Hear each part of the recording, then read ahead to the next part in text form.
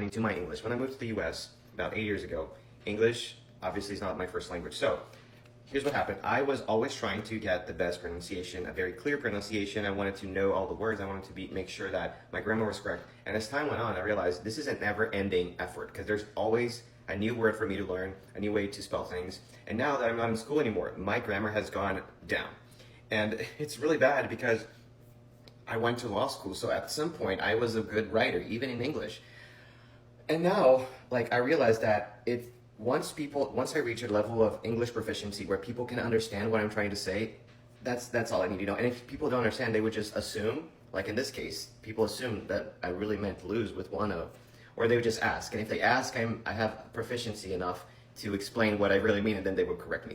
But what's worse is that not only my English has become worse, but my Portuguese has become worse. Portuguese being my first language. At some point in my life, I was a very, very good Portuguese writer. I would write very good. And the reason is because not only I really liked grammar in high school, but I went to law school in Brazil, and I got a job as an assistant to a prosecutor.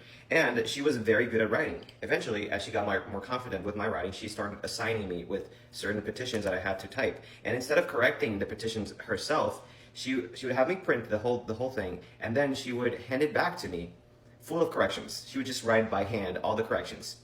And so I would come back, grab the paper, retype everything, correct everything, and she would correct it again and again and again, many, many times, until that eventually my writing was so good that she would just glance over it and just be like, oh, okay, you can just submit this. Because my writing became just so good. And if you know anything about writing, about good writing, it's not just about writing grammatically correct, but there are many ways to write more efficiently and more direct and be more clear. And that's what I learned in my school time. But now that I'm out of school, it's all going downhill. And what's worse, now that I don't practice Portuguese as much, and now that I don't really care that much about being proficient in English because I reached that level where people can understand me, I feel like I'm conflating words.